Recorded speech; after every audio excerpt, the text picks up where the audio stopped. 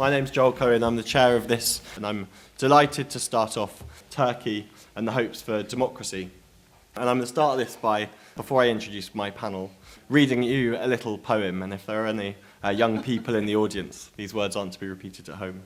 There was once a young fellow from Ankara, who was a terrific wankara, till he sowed his wild oats with the help of a goat, but he didn't even stop to thank Ara.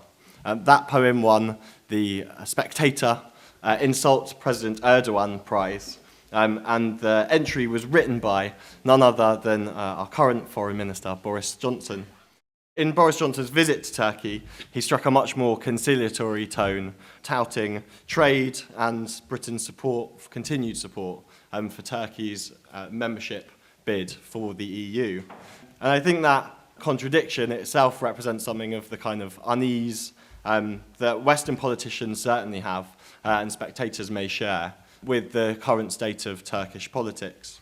President Erdogan, once hailed as a kind of great reformer, the leader of what we might call a kind of Turkish model, is now praised only insofar as he is useful to Europe or his strategic allies as a buffer to other events going on in the Middle East.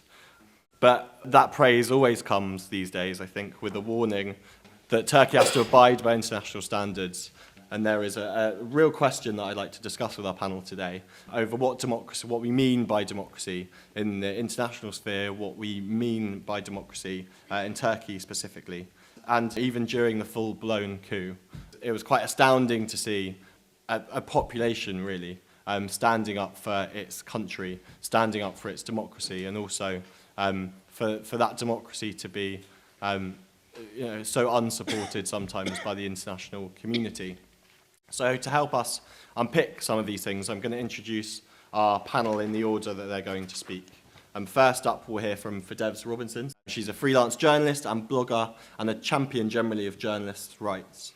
We'll then hear from Dr William Park, who's a senior lecturer at King's College London and a writer and researcher on Turkish politics, and a council member and research committee member of the British Institute of Ankara.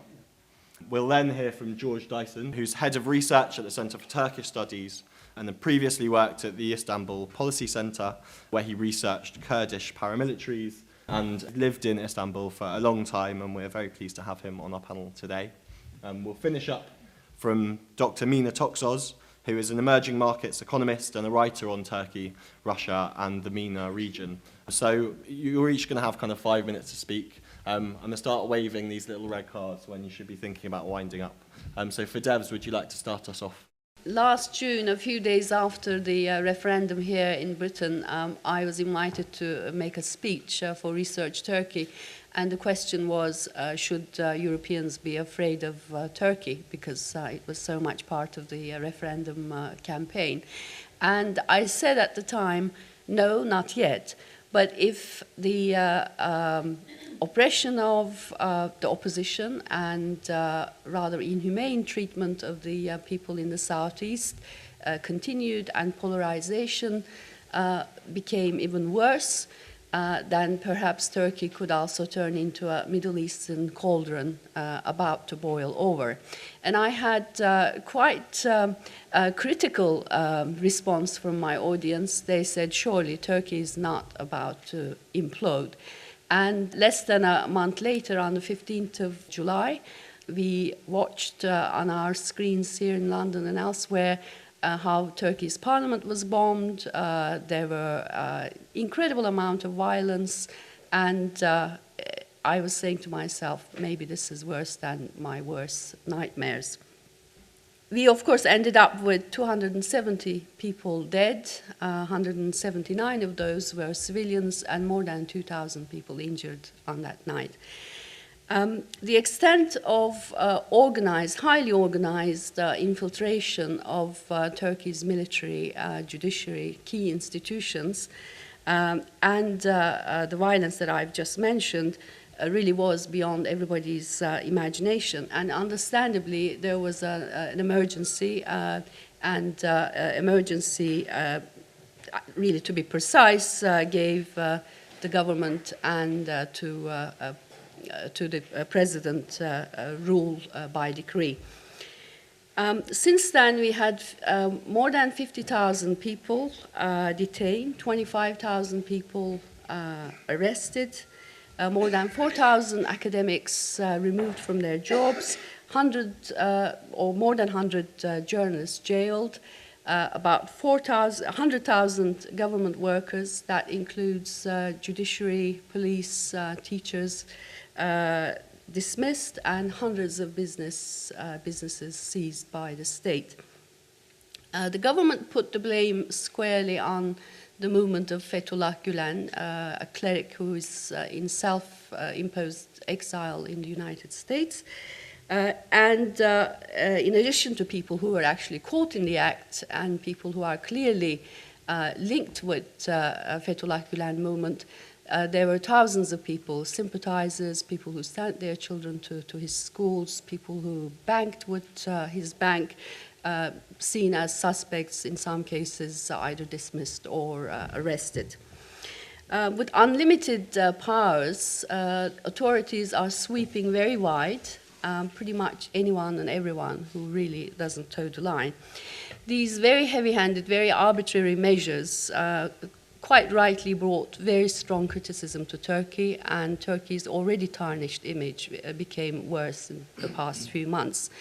And the government's reaction was inflaming this anti-Western sentiment and, of course, adding more nationalist and populist statements to it. To be fair, the international community in general was very slow to make a correct assessment of what was going on, but they caught up, and it took a while to get rid of the idea that this was a staged show. It was not a staged coup. It was a real coup, and it was, by now, there's enough evidence to suggest that it was led by a secretive, shadowy Islamist group, supported by others who held a grudge against, again, Islamist, but an elected government. There are still many unanswered questions about what really happened on the 15th of July. And of course, there is no due process. Press is muzzled, and it is very difficult to really lift that cloud of uncertainty over, and it will take some time to really discover what happened. But one thing is for sure, and it was during the 14 years of AKP government, Justice and Development Party government, that all of these things happened, and this shadowy sect has moved into all arteries of the state. But apart from an apology and expression of regret by the president, we have seen no accountability so far. Instead, Mr. Erdogan has used it as an opportunity to consolidate his power. And he's been riding on a patriotism, a wave of patriotism ever since. And he's using this as an opportunity to push for changes in the constitution. And most probably we will have a referendum in April, and that referendum, again, probably a very high possibility will give him what he wants, an executive presidency. In the meantime, the worsening situation in Iraq and Syria is making Turkey's problems even greater, but it is shoring up Mr. Erdogan's standing domestically. And together with all these upheavals, threats from regional problems, you could ask the question, is there a chance for Turkish democracy? I would say not very much in the short run. Running from one crisis to another, it probably will get worse before it gets better. Firdevs, thank you very much.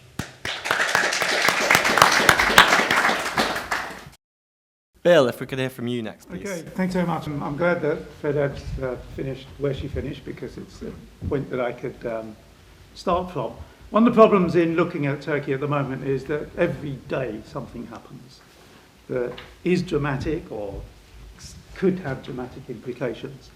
And it's hard to stand back and find the patterns and find the direction and so on. And I think that's particularly the case when you're trying to think through what Turkish democracy is about, where it's going, whether it even exists. So I thought I'd start actually with the 1980 coup. I mean, you heard some figures from Firdevs. Well, in 1980 there was a military coup that succeeded. There were 650,000 detentions, not 50,000. There were 230,000 prosecutions, and the prosecutions were in military courts, which had the power in those days to try civilians. There were 300 deaths in prison, over half of them as a result of torture. There were 49 executions, and all political parties were banned. We haven't seen that kind of scale of reaction to the failed coup in Turkey this time around. There are no executions, there's not even a death penalty, although talk that it might be reintroduced. Political parties have not been banned, although some members of political parties, especially the Kurdish Peace and Democracy Party, HDP, have been in prison. There's nowhere near that many detentions or prosecutions. Now, please don't imagine that what I'm doing is whitewashing what is happening in Turkey, but I'm making the observation that Turkey's path to democracy, if that's what Turkey is on, has never been smooth. It's not smooth now, and it wasn't smooth in the past. This is not a functioning democracy that's just hit a bad time. This is a country that has never really established a functioning, enduring, deeply rooted democracy. It's also worth noting that whereas in 1980 we had a military coup, which has no democratic political legitimacy to it, this time around the failed coup was succeeded, I would suggest, by a government coup, because I think we're having a coup at the moment that is succeeding in many respects. But that government coup is carried out by a president who was elected with 52% of the vote just a couple of years back, and heads a party just 1 year ago, almost exactly a year ago, got almost 50%, 49% of the vote. So this government has democratic legitimacy, even if we have question marks against many of its actions. What do we make of that? Well, I think one thing we have to bear in mind is that democracy cannot be just about elections. And a problem with Turkey is that it's never really institutionalized all those other political characteristics that we expect functioning democracies to have. Freedom of speech has always been vulnerable. The freedom of assembly, the freedom of the media, respect for the rule of law, I won't say it's absent, but it certainly fluctuates quite heavily in Turkey. The autonomy of institutions, none of that has ever really existed in Turkey. So democracy consists of elections, but with a lot of other stuff that doesn't quite fit the pattern of democracy. And I think this is one of the problems. But again, just to put what is going on currently in Turkey in context, all previous Islamist parties before the AKP were banned by the Kemalist establishment. All previous Kurdish parties before the HDP were banned. Indeed, as late as 2009, there was a ban on the Kurdish party. So that's the way Turkey's democracy, if that's what we want to call it, has been running. How do we explain all this? The state in Turkey has never been a neutral instrument of the elected government of the day. The state in Turkey is there to engineer, help the government engineer its preferred society. The state in the past has been Kemalist. You couldn't wear a headscarf and work for the state. Working for the state means you couldn't be a school teacher if you wore a headscarf. The military worked very hard to ensure that nobody with deep religious convictions ever made progress in the military officer course. So the state was run by what are sometimes called the White Turks, secular Kemalist elites. What is now happening, I would suggest, is a takeover of the state by a different group of people. Essentially the AK Party, although I think it's a bit more complicated than that, and we might come to that in question time, who are in the immediate term targeting Gülenists, as Firdevs said, but also before the failed coup, were already targeting many secularists as well. So, for example, secular university rectors are under threat. The secular media has been under threat. So what is really happening is the state is being taken over by a group that is different. I'm not going to say more or less democratic, better or worse, than previous groups that controlled the state. I think when we look at Turkey, if you like, that's the pattern. The state becomes an instrument of engineering, of control by the government of the day. Very quickly, the coup. Was it serious or not? Actually, as a coup, it wasn't very serious, I would suggest. Not enough soldiers on the streets. Some people say 8,000. That's not enough. Half-hearted attempt to raid media offices. That's not a good way of conducting a coup. In 1980, they understood to do it more effectively. Most of the high command were not involved. No politicians were captured. It was always going to fail. This was a panic by a group of people that felt immediately threatened, but it was not really ever going to succeed because they didn't grip the levers of power. If it had have succeeded, it would have had to had a very better 24, 48 hours so that others in the military, other disgruntled elements, might then have joined in. I think a lot of people sat around waiting to see what happened. Western response, I think there's a lot of questions about the coup, how it happened, what happened. When the West responded, first of all, it happened kind of in the middle of the night over a weekend. Unlike Erdogan, Western leaders don't just wake up in the morning and start talking to the world's press. They ask their advisors what's going on. Nobody understood what was going on, including in Turkey. So there wasn't an immediate reaction.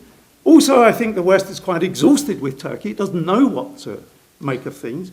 The coup by Erdogan had started before the failed coup of July the 15th. The war with the Gülenists, the takeover of institutions. So there was already a sense that this was a march towards an authoritarian regime. And in any case, what does the West do when somebody takes power militarily? As in 1980 in Turkey, as in Greece, eventually you have to get along with that government, as in Egypt. So to some extent, I think the West thought, let's wait and see. And I think there's too much emphasis in Turkey on the slow West's response. I think there are very good reasons why the West responded the way it did. Final point, big questions. Very quickly. Yeah, final point, there's a lot of military people, diplomats, officials that are asking for political asylum in the West. This is going to be a big problem down the road for Turkey's relationship with the West, because Turkey is going to measure this as an expression of whether we do or don't support the defeat of the coup. Stop there. Thank you very much, Bill. George, if we could hear from you, please. So in some ways I'm going to echo what Bill's been saying. My response to the question of whether there is hope for Turkish democracy is that if we look at the health of Turkish democracy in its own terms over a longer period, it's doing okay. I mean, the last few years we've seen a massive reversal in some of the improvements of the 2000s. But I hope that one day we'll look back at this current period as a blip in a generally improving trend towards greater democracy.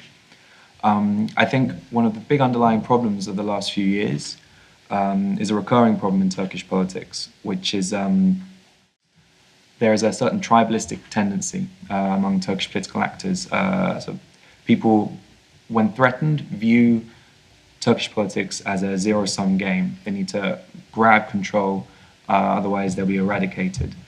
With respect to this being a blip, I think it's fairly well accepted the first 8 to 10 years of AKP government are seen as a relatively good period in Turkish democracy.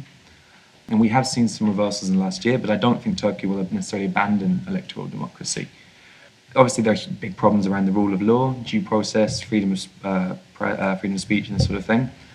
But I think the AKP can still be beaten at the ballot, and with elections that continue to be sufficiently free for this to be possible.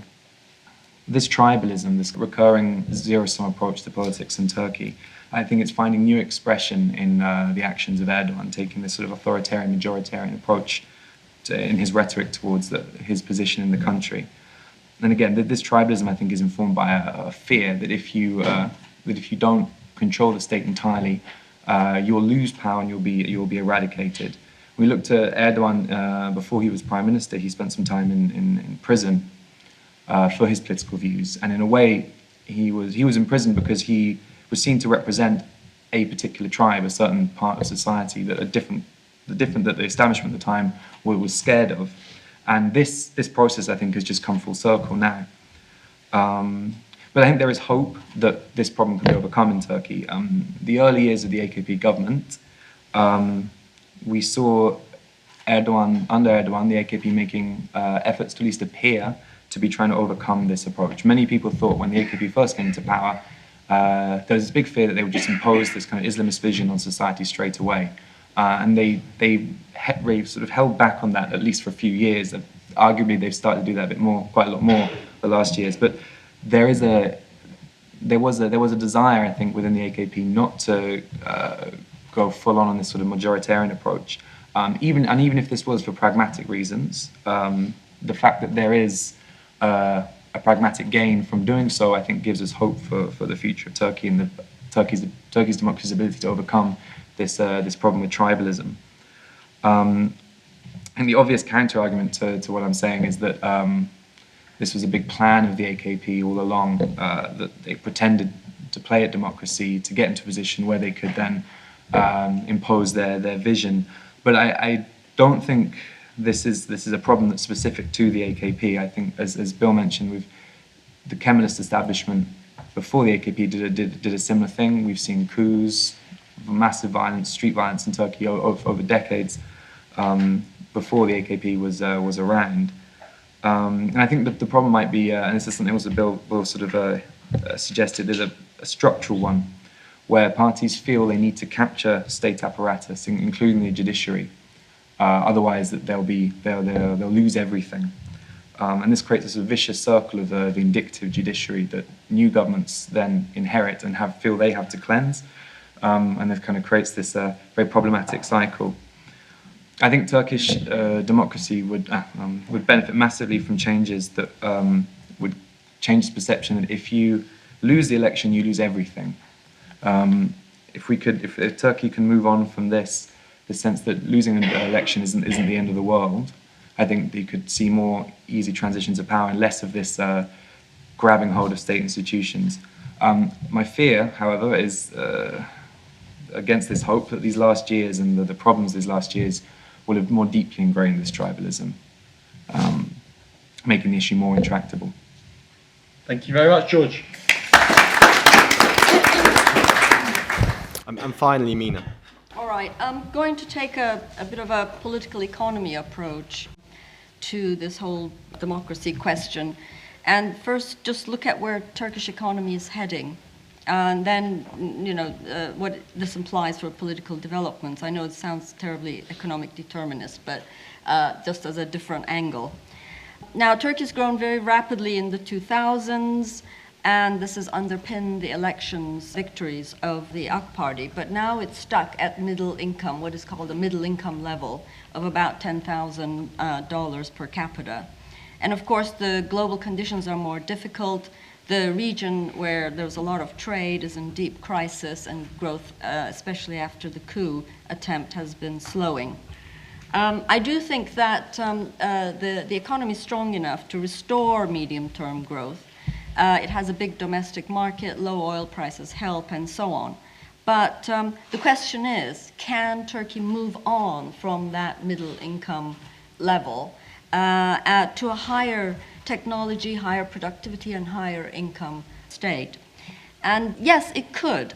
I think that the challenges today for the Turkish economy are not as big as, say, for resource-based economies. I mean, Turkish economy has basically got everything, but it's got very low productivity, only about half the level of the OECD.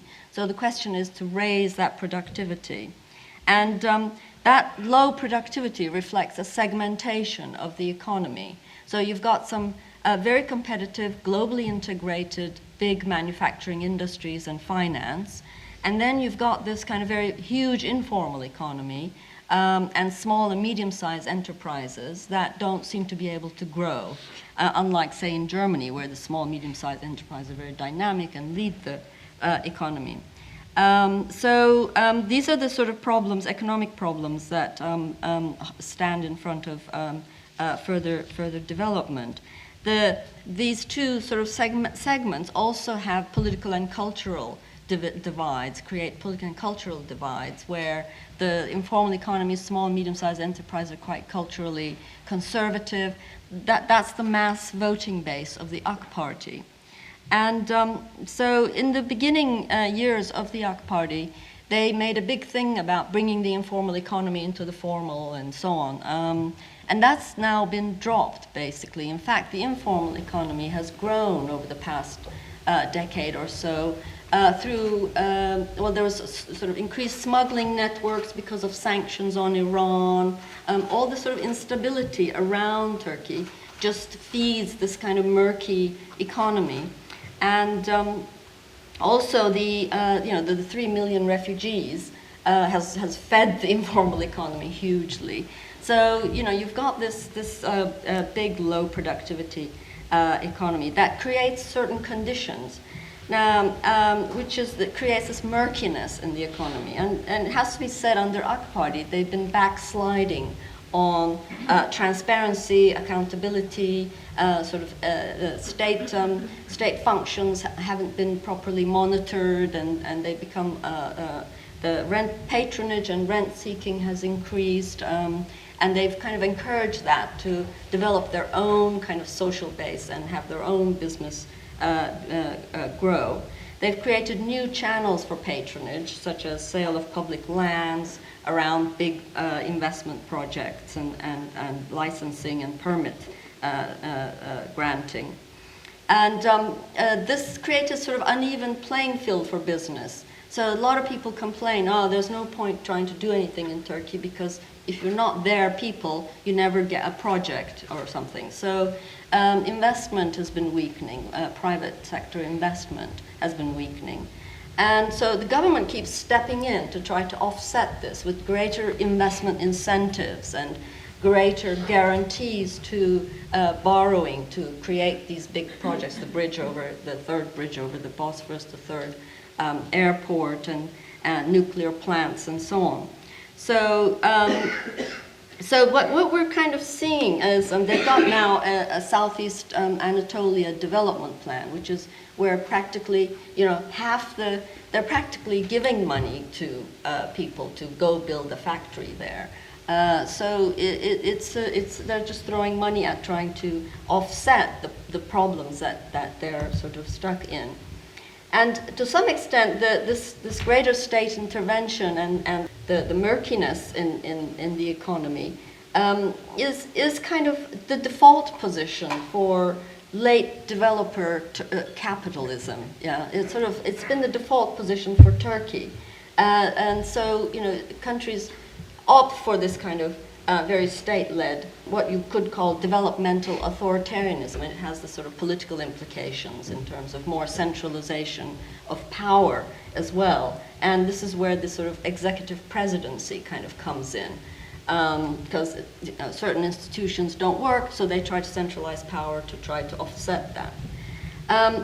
But this worked in the 1930s and 1950s, when it was a case of building a few factories. But to get beyond where Turkey is now as a consumer goods producer into more high tech, you need totally different things. You need more democratic accountability. You need transparency. You need more democracy, basically. So, I think that it's not going to necessarily work. And also how far AK Party has been, they've sort of aware of this a bit. And since the July coup attempt, there's been some efforts to correct these situations. For example, the government has apologized for their allowing the Gülen movement to infiltrate ministries and control things. And they want to bring more transparency to the religious orders and so on.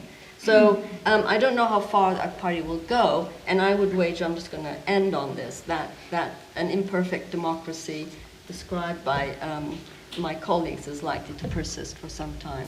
Thank you very much, Mina.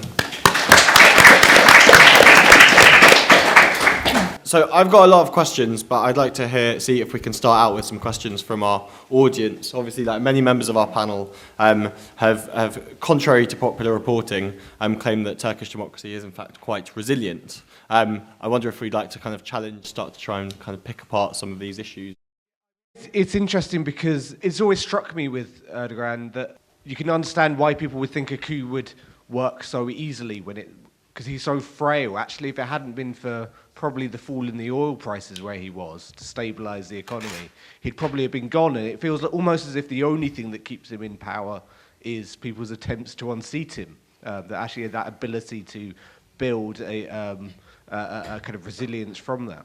One of the things I'm always struck by, and I find Turkey so fascinating. I mean, I live just on the edge of Stoke Newington, so I deal an awful lot with the kind of Turkish diaspora. And amongst the Kurds and the Turks, I struggle to find a more politically sophisticated group of people, where people's kind of, just the sort of man on the sort of street attitude towards politics and society and secularism and democracy is more advanced. So why is kind of the sort of strength of secular opposition so weak in Turkey, when it sort of seems as if there is kind of quite a deep purchase of secular values across society? Why has it sort of proven to be so kind of weak and fragile, kind of up against the sort of slightly strongman tendencies of Erdogan? It's just the question of the Kurds and where they fit into Turkish politics, and particularly in relation to things like Syria, but also in relation to the power structures within Turkey. I think for an outsider who knows very little about the country, it's fascinating how recurrent the question of the Kurds becomes in politics, not just within Turkey, obviously, but in the surrounding areas. It would be interesting to have comments on the influence of events in Turkey and the future of Turkey in relation to interest from the US and Europe and Russia. Turkey is at a sort of a huge crossroads, and I'd like to understand the influences around that. Well, luckily we have several Turkey foreign policy experts here on the panel. Bill, would you like to start us off, and then perhaps we can go round that way? Yeah. Secularism is weak. I think, if we listen to the analysis about this tribalism in Turkey, I think this is very profound, and actually it works at all sorts of social levels. I was always struck when I first got interested in Turkey about how people knew each other. The networks are very, very tight. People operate in networks. So secularists, there's a section of the Turkish population, 25% or something, that you might say is kind of hardcore mainstream secularists that are never really going to become Islamists. But I also think we need to be a little bit careful about exaggerating the differentiation between secularism and Islamists. There's not much demand either from the AK Party or from its supporters for Sharia law to be introduced. So this is much more an expression of, if you like, popular mainstream Turkish culture. It's okay to wear a headscarf, it's okay to go to a mosque, drinking alcohol is not really a good thing, girls staying at home is a good thing. All of these are sort of mainstream values in Turkish society, quite widespread. And you have a party that can get out the vote of those people and therefore expresses it through the ballot box. But I don't think that's the kind of Islamism that, other than if you're a secular Turk, that we globally need associate with the kind of things you see, the jihadism and so on and so forth. It's quite difficult. So this is the worst moment for secularists in Turkey since the establishment of the Turkish Republic. My guess is they're never going to capture the state again. On the other hand, as we heard, it might be that this is the worst moment and things don't necessarily have to get worse from here. You'll have more mutual inclusiveness. The question about the Kurds, I think, is a vital question. Turkey is hyper-nationalist. I spent the first 3 months of this year in Turkey, and I was talking about Turkey's Kurdish problem.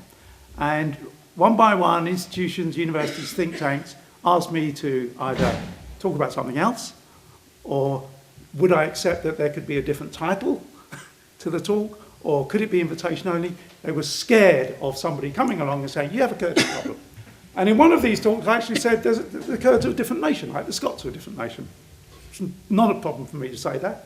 It doesn't necessarily carry enormous baggage. Uproar. I'm generalizing, but Turks find it really difficult to get into their heads that they share the state with people that are not Turks.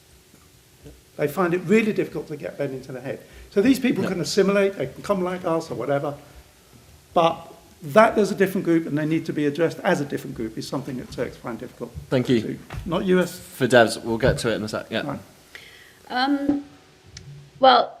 Starting with the secular Opposition, secular opposition in Turkey is just as nationalist as non-secular opposition. That's what they share. And they are quite divided as well. Within the past 50, 60 years, when we had free elections and the all-party system, left has never really won a sort of decisive victory. They have come to government at times, often with coalitions, but they have never really won. So Turkish society in general is conservative, both among the secularists and the Islamists. But what really has changed with the Islamist government, I must say, it's not just what my colleagues explained very well in relation to economy and politics, but also they have eroded a lot of institutions in Turkey. And what really worries me more than anything else is that how much the educational system have changed. Only last week, a teacher was investigated for showing a documentary about cosmos, about space science, and someone made a complaint, a legal complaint, to say that this was against Islam and Turkish beliefs and traditions. I mean, university school books, textbooks have been changed. It's been going on since 2007. I did a big documentary program in 2007 for the BBC about how the universities' textbooks were completely changed and how, for example, in science universities, creationism was inserted into school books as part of teaching.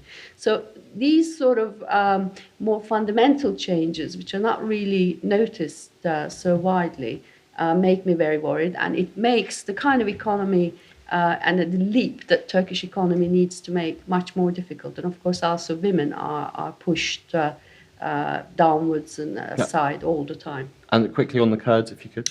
Kurds are, as far as I'm concerned, the Kurdish issue is the biggest problem in Turkey and the most important.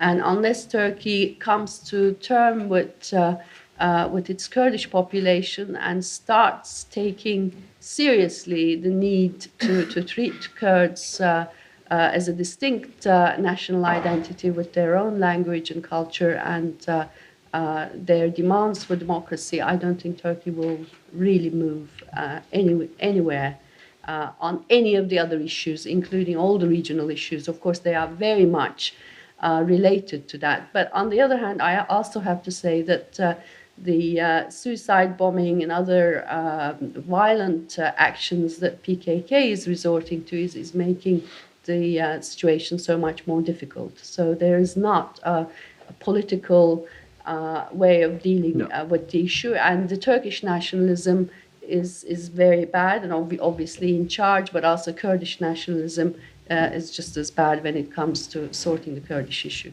Thank you. I just want to push a little, if I can, on the kind of the Turkish government's reaction to the Kurdish problem. If, as you say, there's kind of no political solution, there must at least, I think, and I'd like to maybe chuck this to George if I can, isn't it the case that the Turkish state has to accept some responsibility for the things that are going on in its borders, the kind of the politics of the Kurds, the regular attacks on that frontier from ISIS? Often it seems sometimes Kurds kind of see as a problem that the government in Turkey isn't protecting them from the insecurity and instability on their borders, is kind of throwing them to the dogs. So how do you see kind of that process happening? But also, I mean, how do you balance that with Turkey's other commitments in the conflict zone, increasingly at odds with, other Kurds in Syria, but, tacitly in some way supporting Kurds in Iraq?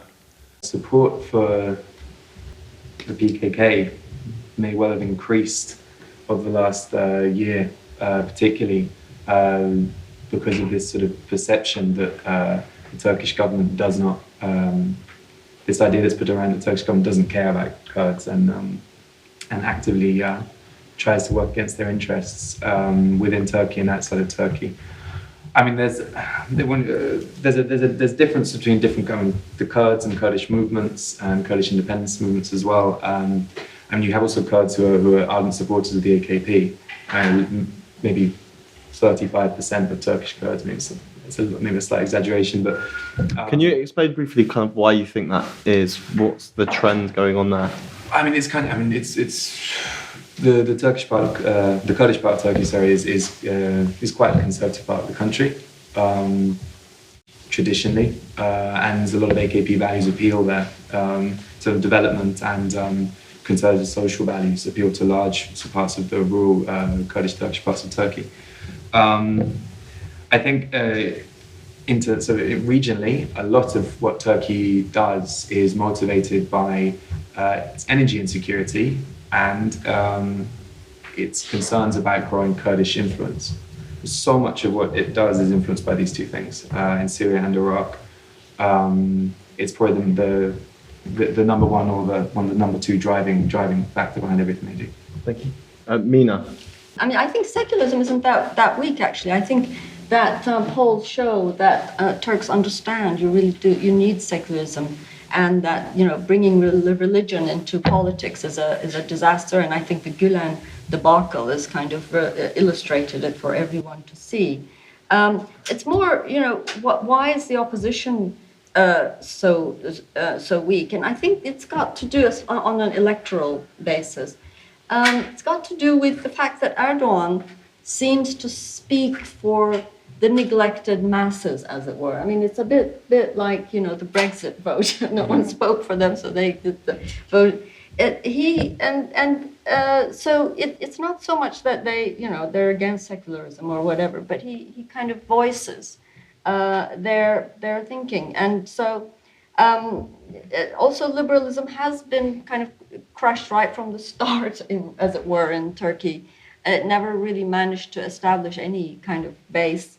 Partly because of the conditions in which the Turkish Republic emerged. It was sort of occupied by, the Ottoman Empire collapsed. It was occupied by Britain, France, and Russia, and so on. And there was a war of independence, and so it was sort of, desperate bid to establish some kind of hold in Anatolia. Otherwise, it would be turned into some kind of city-state or something. So in that context, Atatürk was pretty brutal in terms of, being very authoritarian and establishing things. There was a liberal strand. There were liberal parties in the early days while that whole thing was being discussed. What kind of state do we want? No one wanted the Sultan anymore, but the religious ulema were part of the independence movement, and they were saying, well, we should have some kind of religious entities still in the state, and so on. So if they had the time and the luxury and the security, I mean, this is where this whole question of Turkey being located in one of the world's most unstable strategic fault lines comes in. If you had more security, perhaps you could have that kind of experimentation and so on. But, the state has always had to step in with very hard line. And then there came the Cold War and anti-communism. So that sort of smashed any sort of attempts at building a social democratic kind of movement. The 1960 constitution was fairly liberal. And allowed trade unions. There was a Turkish Workers' Party that entered parliament, and so on. Yeah. But the Cold War, anti-communism kind of smashed all that. And then after 9/11 came the sort of radical Islam scare, and so that couldn't kind of the Islamic parties that were coming up ended up being very radical because they were constantly being pushed out to the edges of politics. So so we come to kind of today with this kind of legacy of very hardline state and all attempts at democracy constantly being pushed because of where Turkey is. All of that said, the more secular of the parties are still not putting up all that much opposition today to the kind of activities of the AK Party. In some ways, is it the case that there is a kind of an increasing unification around both the reaction to the coup, but also perhaps the presidential system, increasingly centralised Turkish state? Is there kind of a status quo forming, do you think, between the kind of secular parties of old and the kind of current AK Party regime? Well, I mean, I'm not so sure that there is a status quo. I mean, I think things are very unstable, and I think Erdogan is actually quite vulnerable. And one of the things that does happen is I think CHP is constantly raising all this corruption allegations. There are all these parliamentary committees looking into corruption allegations and so on. But when you talk to the people, they sort of feel like they're benefiting from this corruption, so they don't mind. Yeah, so it's sort of the patronage networks, the way they work. Nobody particularly wants to bother with that. No. Firdevs, did you want to come in? I wanted to pick up the US-Russia question. I think that is really quite an important subject right now. Turkey has obviously very strong military and political links with the US, basically through NATO more than anything else. But there's always, both in Turkish left and the secular side, and also among Islamists, there's always a very strong anti-American feeling. There's, in general, very anti-Western feeling. Every survey that they do comes up, with Israel being number one hated country, and then United States, and then the EU follows third. So that is even at the time when Turkey was trying really seriously to become a member of the EU. So there's always that thread running through the whole political spectrum. But ties, institutional ties with the United States are very strong, and the ties with Russia have always been very pragmatic and well managed diplomatically over the years. And in recent years, Turkey became very reliant on Russian gas, and there have been very strong relations with Turkish businessmen investing in Russia, and huge numbers of Russian tourists coming to Turkey. So relationships are strong, but they could also be off the rail very quickly, as we saw in the the downing of Russian plane. Now, the government is kind of suggesting that the people who decided to shoot down the plane were probably linked with the Gulen movement, or people who were sympathetic to him within the military. I haven't seen really any evidence to stand it. It may or may not be true. But one thing looking at US and Russian relations is that Turkey is basically, and this government included, probably more so, a very pragmatic country. They will make a lot of noises about certain things, and they will whip up the nationalist and anti-Western sentiments, but in the background they will still go and talk to them. Last week, for example, when President was saying to Iraqi Prime Minister, who are you? Who do you think you are? You're not my equal. I'm not going to talk to you about whether I will go into Mosul or not. Same hours, there was a high-level Turkish Foreign Ministry delegation discussing the issue with Baghdad government. Same thing goes with Russia. When it became just too damaging for Turkey economically and politically, they found a way to patch up. Same with Israel.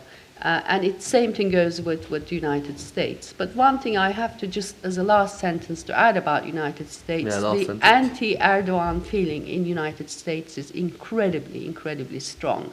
I was in Strasbourg a couple of weeks ago, and off the record, some of the people that I met there were saying the reason why people didn't really respond to coup so much was partly because people just really wanted it to succeed. That's not a nice thing to say, and this is not something that they approve, but that is reality. There is awful lot of anti-Erdogan feeling, and sometimes it blinds people to see the wider picture. So in that way, finally, Bill, on this, I think, it seems that relations are very unstable, but like nevertheless quite enduring. How does that contradiction continue? I think finally before we come out again? Yeah, it's back to the remark I made at the beginning. I mean, are we just looking at a kind of oscillation, a volatility that is always characteristic of Turkish politics, or can we see a trend? I haven't made my mind up. One thing I'm really bothered about, I certainly buy into this idea that the institutional relationships, especially between Turkey and the US, have been strong, and especially between militaries and foreign offices. That's becoming problematic because, for example, 4/5 of the Turkish military presence in NATO has been withdrawn.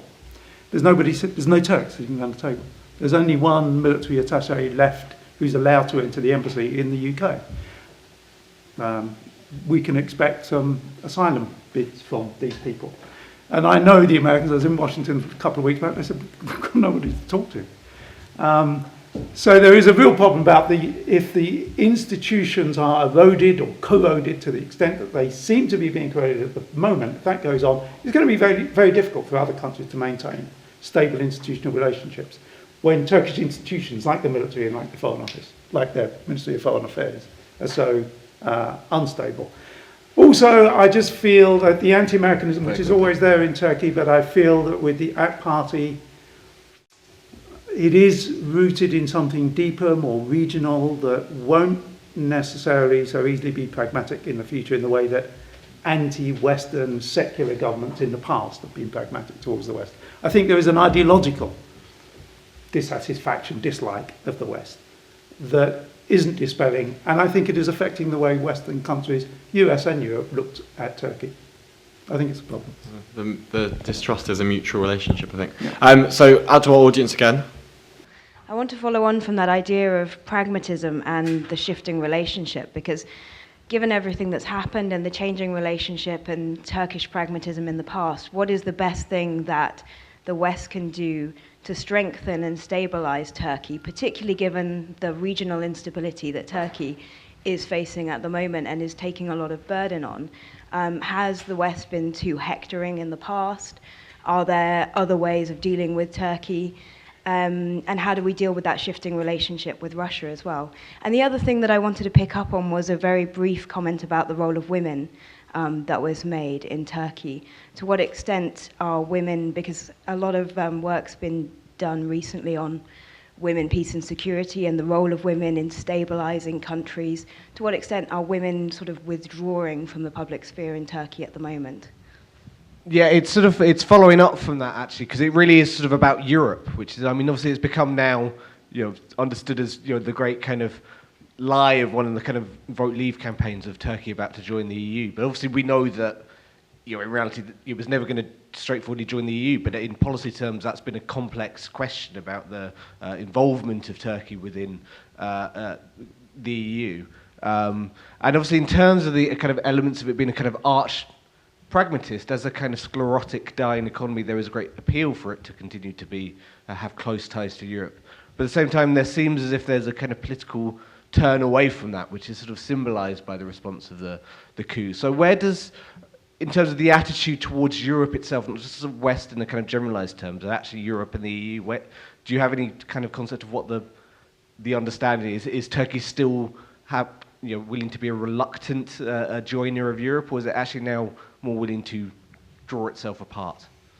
Yeah, several of the speakers made a very good point about when a party gets into power of whatever persuasion in Turkey, they take over as much of the apparatus of the state as they can. The question I pose is it better to look at the entire concept of secularism in Turkey in that context? In that Turkey isn't and never has been a secular state in the way we would imagine, say, France to be a secular state, where there's not a state religion, but there's no the apparatus of the state isn't supporting nor denying the expression of one religion. Whereas what happened in certainly early early Turkey is they picked a comparatively benign form of Hanafi Islam and then used that as, to all intents and purposes, a state religion, although disguised it with other language. I was just wondering what your opinion is on, is Turkey a secular state, and is the word secular really a useful expression for Turkey, or should we be talking about just pious and non-pious? Yeah. I just wanted to go back to the original question of, is there hope for democracy in Turkey, and actually what the panel thinks that definition of democracy actually is.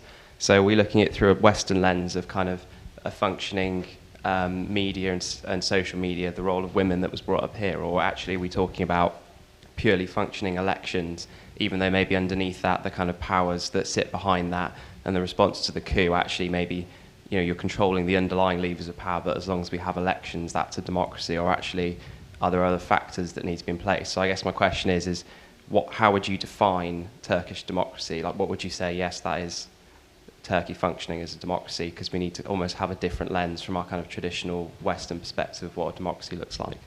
A controversial question, I think. Mina, could I ask you to start us off? Yes, I can. Has the West been too hectoring? Somebody said, and yes, I do think so. I mean, as much as Erdogan is, you know, really quite, I think it's a complete liability for Turkey, actually. But the Western politicians just react to him, and the debate just remains at that level, rather than trying to understand the difficult pressures that Turkey is facing in this region. You know, Iraq has collapsed. The Turkish parliament didn't vote to support the Iraq invasion, by the way. You know, they knew that this was going to be a complete mess. And Americans, after 5 years they pack up and go away, think they can just sort of go back to their barbecues. No, Turkey's left with this mess and so on. So, and then again with the IS, the focus on the IS. You know, 150 people die in Paris. Well, you know, 30,000 people have been dying in Turkey with the Kurdish question, but it becomes the big problem for the world. IS becomes the big problem for the world, and everything is around that. So now we're going to arm the Kurds, you know, because they're the only ones fighting. Well, meanwhile, you know, that completely destabilizes the situation in Turkey. So this completely cavalier approach to the region by European governments and by America, they just totally focus on their own short-term election. They've got an election coming up. Yeah, okay. The Brexit campaign. Oh yes, we can just sort of rant on about 80 million Turks coming in, and becomes you know, it's used in the cynical way, in this kind of populist, cynical way, the Turkish threat, historical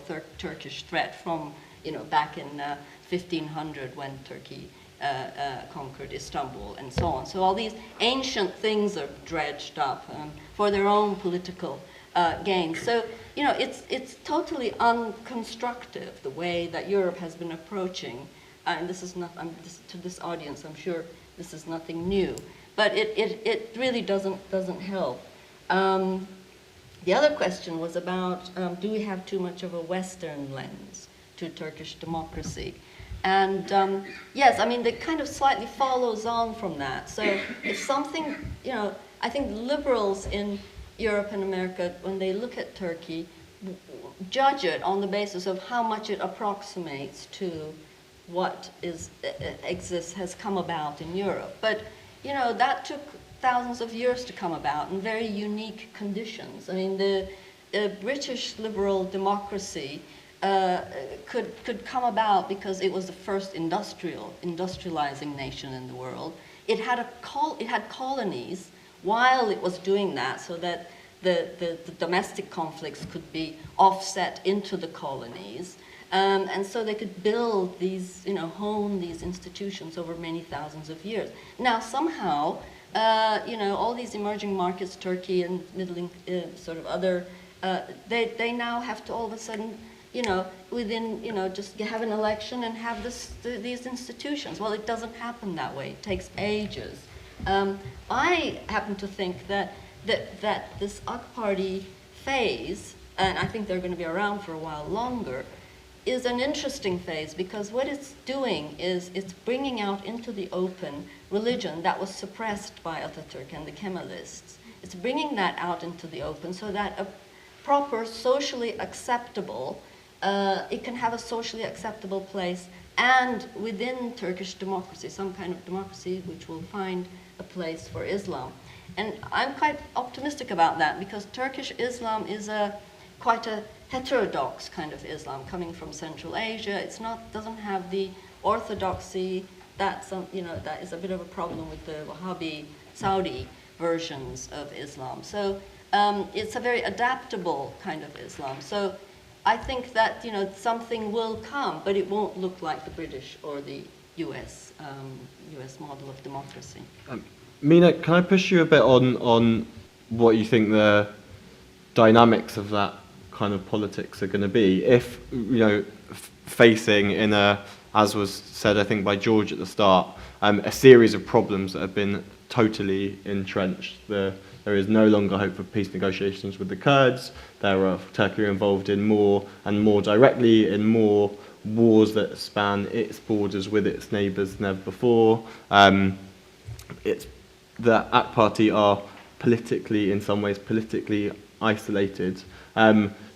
How do you see the kind of dynamics of a democratization, completion of a democratization process in Turkey happening, facing challenges on a really large number of fronts?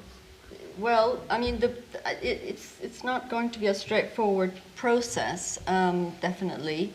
I agree with colleagues who said that the Kurdish question, Firdevs, who said the Kurdish question is the most important question for Turkish democracy. And, that's got to be tackled. And sooner or later, the government's going to have to sit down and talk to the Kurds. In fact, Öcalan has come up with another proposal saying, let's stop the fighting, let's get on with it. And so Öcalan is the leader of the PKK, who's in prison. Academics have come out saying we've got to get this thing going, and then sort of ordinary kind of community leaders in Southeast Anatolian Turks and Kurds have come out with a statement saying we've got to get talks going. When the HDP was elected with 80 MPs in the June election, there were I had lots of friends who weren't Kurds who were voting for HDP because it was the most democratic, seemed to be the most democratic party coming up with the best politics and so on. So I think HDP is, I think, actually one of the most positive things that's happened to Turkish democracy, and unfortunately they're now trying to undermine it and so on. So it's not going to be soon, and it's not going to happen while the whole Syria-Iraq thing is continuing. There's no way that the Turkish government is going to start talking, because then the Kurds have the upper hand. George, can you? Well, I would echo Mina in saying that. One thing to bear in mind when looking at Turkey's actions in Syria and Iraq is that.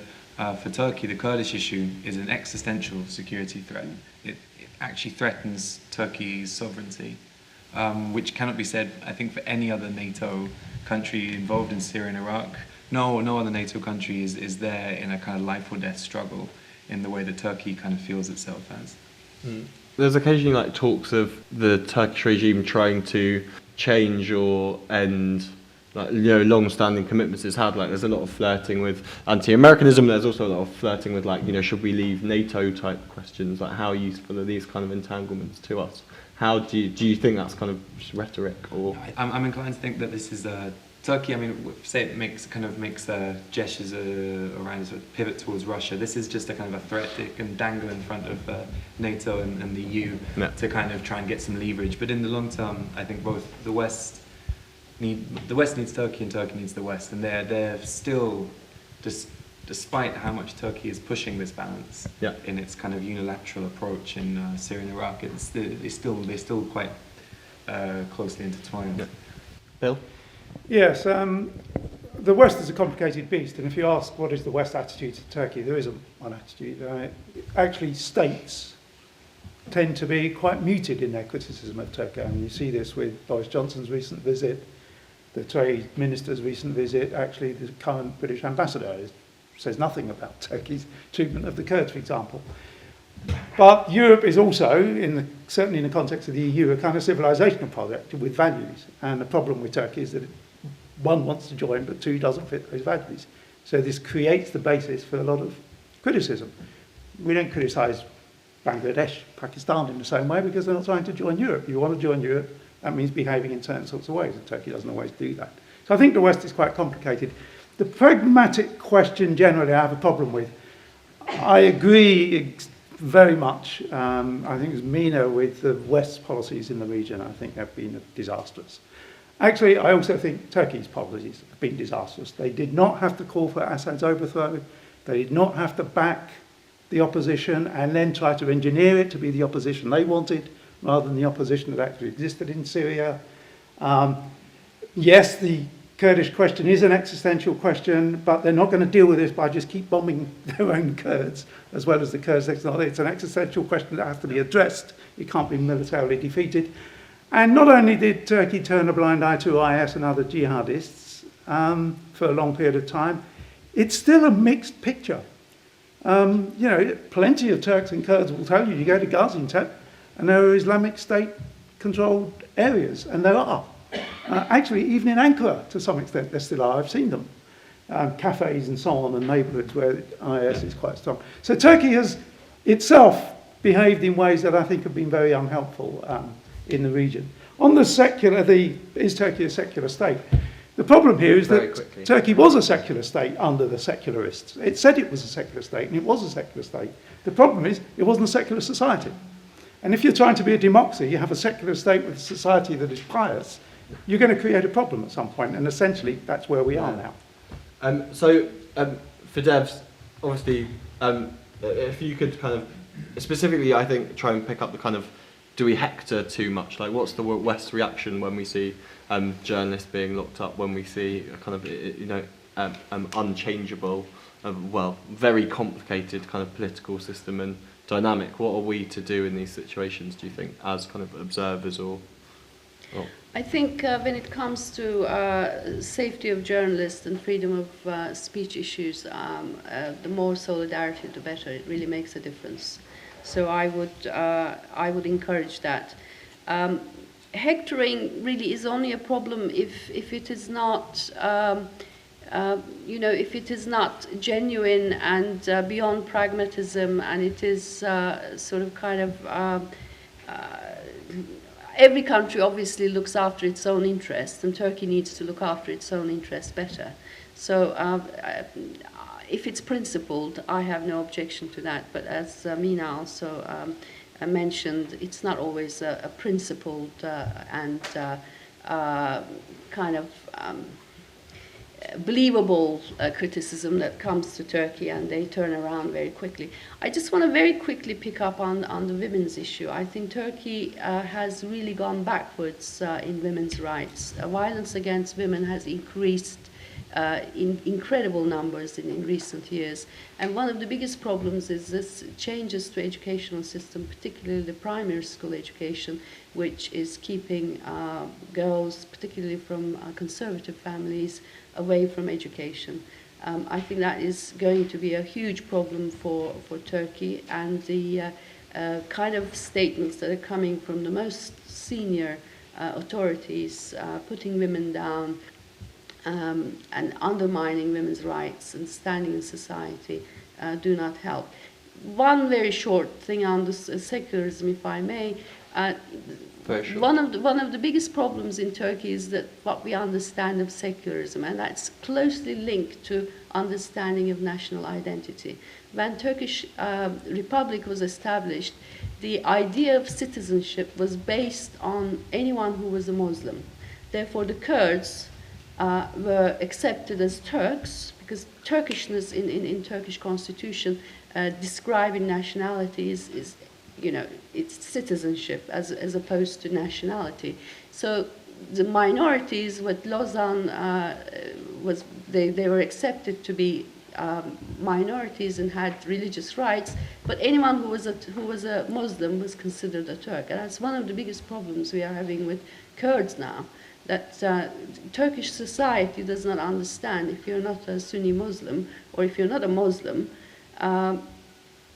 if you're a Muslim, how can you not be a Turk?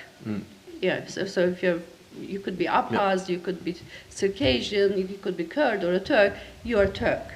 If you're Jewish, Greek, or whatever, then you're a minority. Even if you're a Turkish citizen, you're not quite considered a Turk. I'm going to ask our panel to be a bit more kind of future-orientated, future-looking. The coup did seem to take everyone by surprise. I'd like to kind of ask our panel if they could give us kind of their final few minutes on what you think we might expect of kind of the next 5 years of kind of Turkish politics and Turkey's international relations. Like, what is it that sort of makes you most fearful and makes you most hopeful about the kind of the state of Turkish democracy today? Firdevs, if we could start kind of with you again. What worries me most is what's going on in Syria and Iraq, and the fallout from that on Turkey's domestic policy. Turkey is very keen to get involved in both in Syria and in Iraq. And there are various reasons that can justify that. Turkey does face very serious security problems from the situation there. But that also will cause huge problems for Turkey. Right now, we're already facing serious threat from ISIS. Only yesterday, the American embassy gave a really serious, probably the most serious warning of threat to American citizens living in Turkey. And usually when foreign embassies give these warnings to their citizens, something comes up within the next 2-3 days, and large numbers of people end up dying in Turkey. And it's usually not the foreigners, but anyone who happens to be there. And so hopes. I'm very worried about security issues. I'm very worried about instability in Turkey's border regions, and I am very worried about Turkey not having the kind of diplomatic and the institutional capacity to deal with these huge problems. And of course the coup and the huge purge that followed made that capacity even smaller. But hopes? My hopes are Turkey's very young Quickly. and dynamic population, and of course the kind of institutions we have had, despite all their flaws over all those years. So hopefully something will come out. Yeah.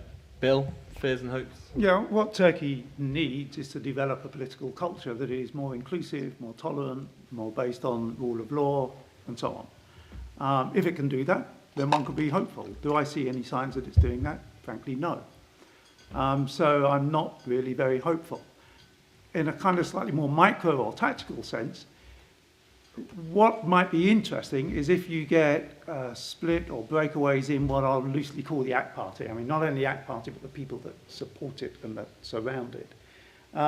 It is clear that Erdogan doesn't have the support of everybody in his party, but right now everyone's scared to make that point.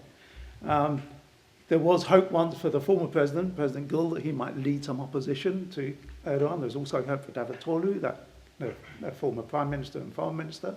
That's now gone. But there are people in the AK Party who might decide that this guy is a threat to Turkey, even if an electoral success for the AKP. So that's where, if there's going to be hope, it has to be within that part of the political spectrum in Turkey, because that's the biggest part of the political spectrum. There has to be some rethinking of the way Erdogan has gone about his business. However, electorally, the fact is, the more he's been authoritarian and bombastic, the bigger his vote has got. And so long as he gets that electoral support, that's where the Turkish political culture is. It's going to be really hard for people in the AK Party to challenge Erdogan. And that's the reason why I don't have much hope. Thank you, Bill. Mina and then George. I'm a little bit skeptical about this massive electoral support for Erdogan. The polls are sort of showing him ever more popular and so on. But surely people must be thinking? I mean, they allowed this Gülenist debacle to happen, and he has apologized, saying, "Oh, we didn't realize it was going to get this bad," kind of thing.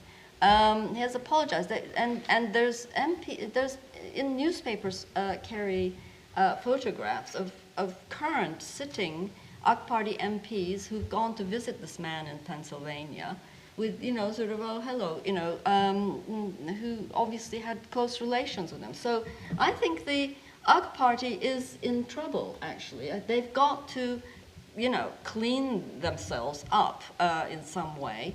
And I'm thinking that maybe, this will create some kind of major some kind of push towards this kind of more transparency, accountability, etc. that Bill was talking about. And it could, I don't know if it could split, but it could do. The other thing is that it's very dependent on growth, and growth has been slowing. And it's people do vote. Quite a lot of people do vote with their pockets, and so that's also going to undermine the support. So I'm kind of thinking that this isn't as solid as people sometimes think. But I agree that the biggest threat still is so that's the hopeful bit. The biggest threat, though, is the Syria-Iraq situation, because I really can't see the West kind of dealing with this in any constructive way, and Turkey's going to be left with the mess, and that is going to be very difficult to deal with. Yeah. Finally, George. Well, yeah, I would echo what Mina's been saying, and I think that my hope in terms of transition in Turkish politics will come from the failing economy. There's a lot of reasons to think, people have been saying this for about 5 years, but there is now even more reason to think that within the next year the Turkish economy will really start to suffer, and I think this could really undermine support for Erdogan. I think people support him as long as he provides stability, economic growth, and can put forward a convincing argument about why, when these things start to falter, why he's the only one who can do this. And I think that will weaken with the weakening economy, and people, yes, I mean, people are supportive of the AKP now in the kind of against the coup, but supportive of Erdogan against the coup, but these crackdowns do worry people as much as people support them, and I think they're sort of worried by them in equal measure. So I think we could see this from within the AKP. The decision, a feeling that Erdogan is no longer tenable, that we've become so baffled that someone like Gülen Falan or Gül could come forward and maybe splinter off or take over the party somehow. It will be messy, I think. And it was interesting to see how Erdogan will react to that. I doubt he would go quietly. But you never know. I mean, he might sort of, if there could be some, and I think this comes back to my original point, if there'd be some guarantee of clemency or what's the word, amnesty. Let's see. My concerns. This is raised with the question about how the place of women is changing, or how comfortable women feel in Turkish society. But as much as in the early years I said that the AKP didn't try too much to impose its vision on society, I mean, in the last years it really has gone full throttle on trying to engineer Turkish society. And this is my fear is that these what's been done will have created this sort of new misogyny in Turkish, allowed this new misogyny in Turkish society to kind of find expression, and this won't die very, very easily. And more broadly, the kind of the changes that AKP has tried to undertake, the kind of social engineering it's tried to undertake, will leave its mark, even if it is removed or Erdogan is gone. Thank you very much, George. Can we please thank all of our panel for a really insightful conversation?